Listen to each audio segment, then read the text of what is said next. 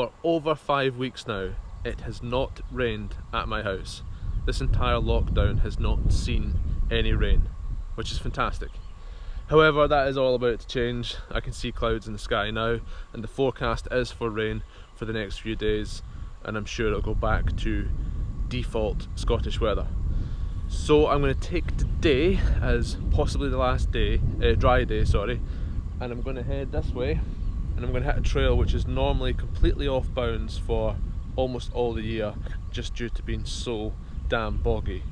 So if it's going to be rideable at any time, this might be the one day that we can do it. So if you haven't worked it out already, I live on the canal, the Crinan Canal. That way is Ardrishig,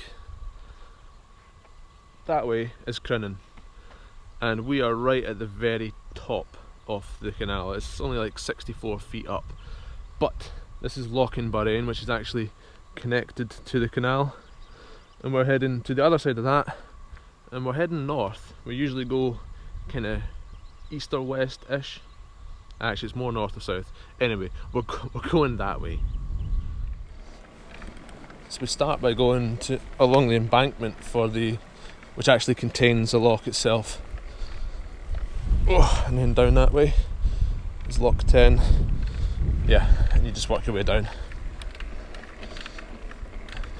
I need to strip this bike down, check all the bolts, clean and re-grease some stuff, because there's a good few creaks coming off it now. Okay, now this trail is not gnarly per se, but it is awkward. I'll just take my time. I'm fairly handy at the awkward stuff.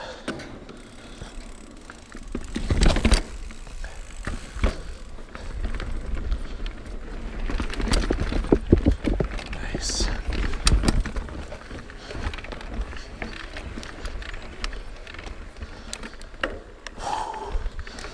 Punch it. Yes. For me anyway, this trail would not really be achievable or that fun on a conventional bike. I personally need the e-bike to make trails like this work.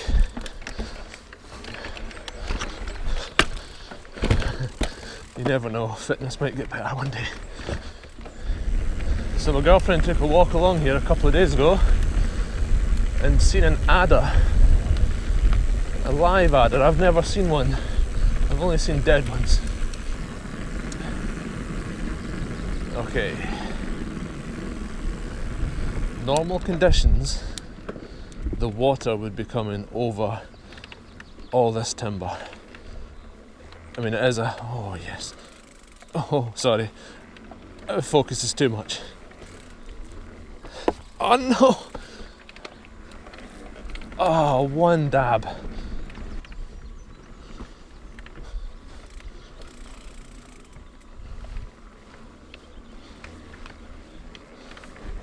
Yes!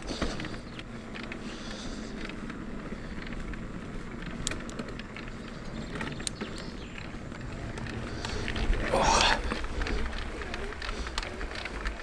Oh, this is much drier than normal. Even this section you'd be struggling. Oh, this might actually be even better than I thought it was going to be. I.e. more rideable.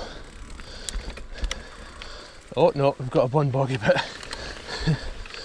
That's not too bad though.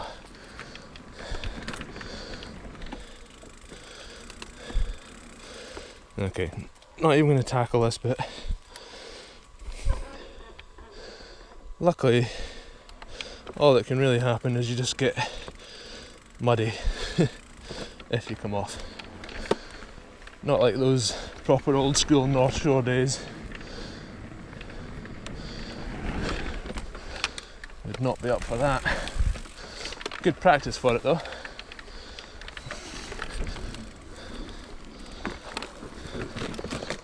Oh, oh.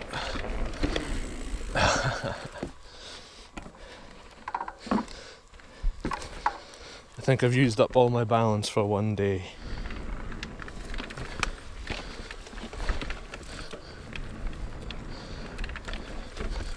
Uh-oh. Yeah, actually I just don't want to catch the pedals there. Probably could have hammered through it, but I've just got new Hope F20 pedals. They're all nice and pristine. So now scraping pedals through rocks and that becomes a bit more of a conscious thought than it used to be. Still in the honeymoon period. Another couple of months and I just won't care.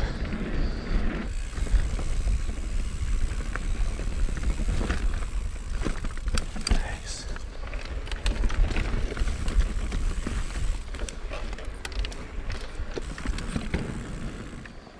Right, now we have an extremely punchy climb, so I'm just going to stop, bang up the power, get myself in the right gear and just see if I can get up it.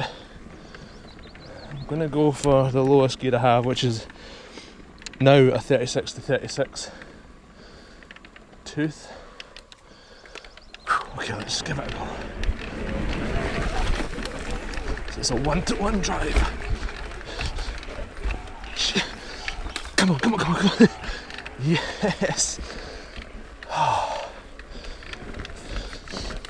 Yeah, on the drivetrain front, I just stuck an old, well, a new old Shimano 10-speed Saint setup, and it's a 11 to 36 cassette, and I put a 36 tooth chainring on the front.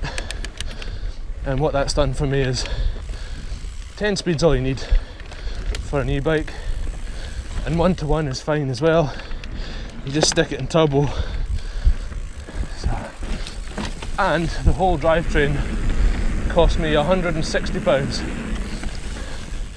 which is a damn sight cheaper than the 11 or 12 speed alternatives in most scenarios.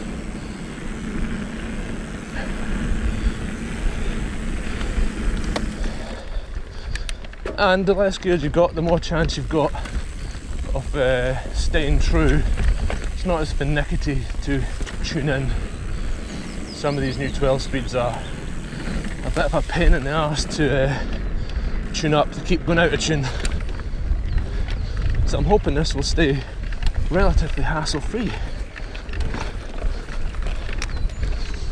Sometimes backwards is the way forwards. Oh, there we go. Oh, that's what the trail's usually like. Okay, now we're into this really nice wee meadow section. Things just open up and it's such a natural, lovely wood. Nice place to be.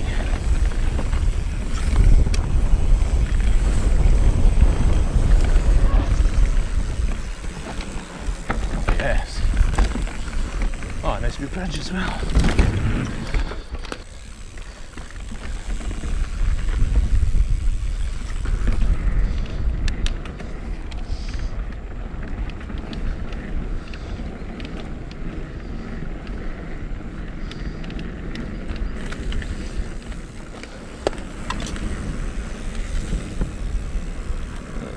Okay, what have we got here? Okay, we can get up that. I tell you, this is actually quite cool. It's a perfect kind of engaging trail without being too dangerous. So I can keep my skills honed without any gnar.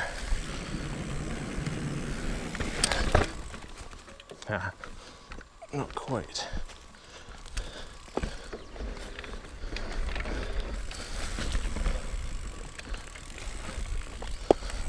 Oh. Nope. Again, normal circumstances, maybe we could. It's a bit full on. Just a tad. Okay.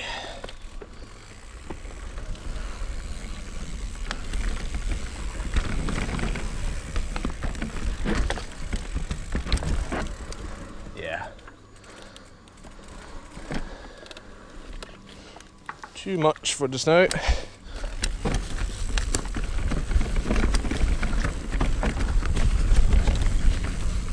Oh yeah.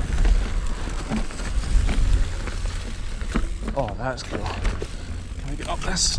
Yes, we can. But not round the corner. I'm going to try that again actually. I think I can make that. Okay.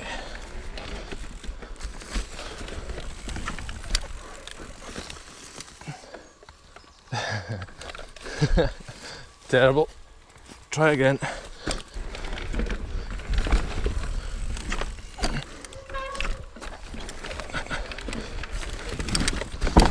Yes.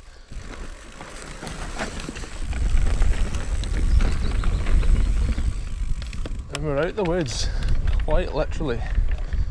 And that has actually panned out way better than I thought. Happy with that.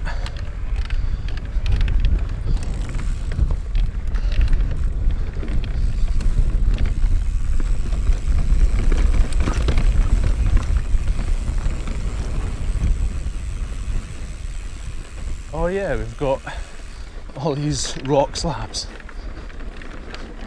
No idea where these came from. Such regulated looking slabs. But I appreciate the work that's gone into laying these down. I mean, obviously they would use machines, but still a decent bit of work to lay these in.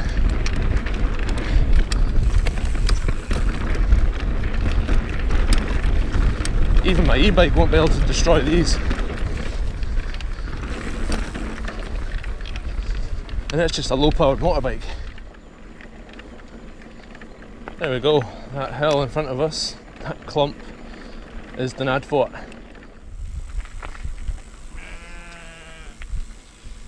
Good old lambs. So nice and cute just now, but what they become, the thickest creature on planet Earth.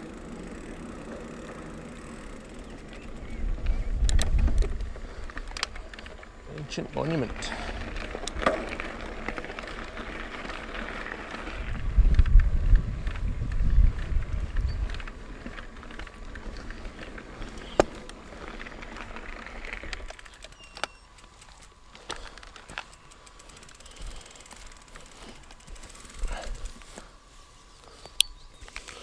Right, we're on foot from here.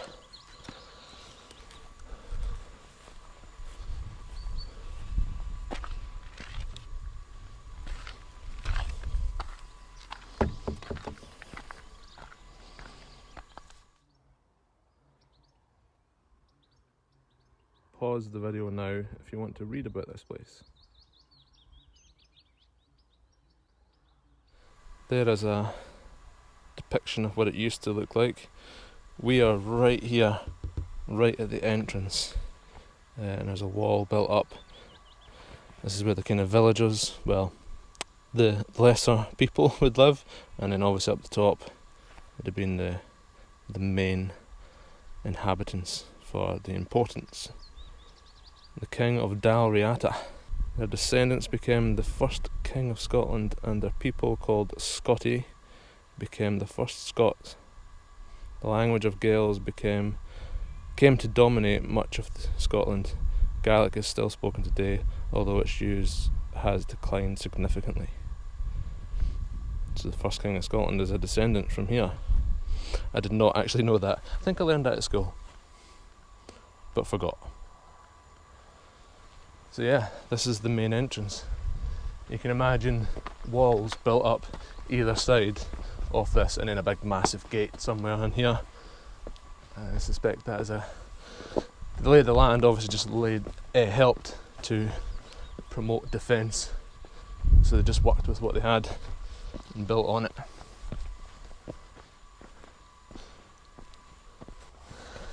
I guess that this would be another line of defence, another natural channel to protect the royals up the top.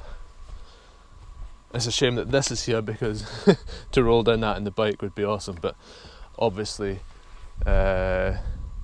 not very sympathetic to a national monument.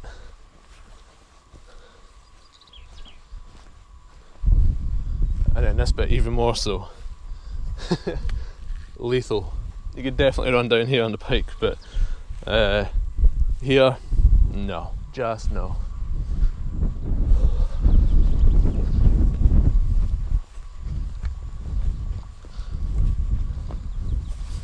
So we're not quite at the royal bit yet. So right here there is a footprint carved into the rock, and this is where future kings would come to be dethroned to the land that fed their people, or something like that. So from the rock carvings to the vistas.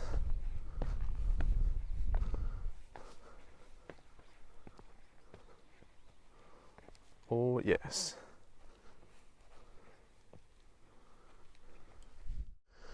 Right here was the royal chambers, I suppose you'd call it. It's probably completely the wrong word, but you get the idea. But for us today, it shows the views. So over there, those houses, that is Bridge End, and then that is the bottom of Kilmickle Glen, which goes way up that way. Then that's the main road to Oban. Got a few bits and pieces, some nice hills. Kilmartin Glen, which this is technically kind of part of, goes up that way. We will explore that in a future video, maybe even the next one, we'll see. This whole area is called Moine Moor, which is the Great Moss, a translation from Gaelic. The brown area there in the middle of the screen is the main part, really. That's where you get all your sphagnum moss, which is quite rare and quite significant for this area. I learnt that in school, at least I remembered that. And then finally, again, as with the last video, we have the Isle of Jura, with the Sound of Jura. You can just make out Scarba is the top part there in the background. And then Crinan Ferry. And then actually where I finished my video 2 videos ago was right in front of those houses at the bridge at Bellenoch. And then I live through behind those woods, which is what we actually came through, and at the bottom of that forest. That is where I live, and that forest is home to the Dunadd trails, which I've had a big part to do with building and maintaining, and they are very much my locals. So that's us done for this video. This is the kind of the epicenter for all the other rides that I will be doing around here.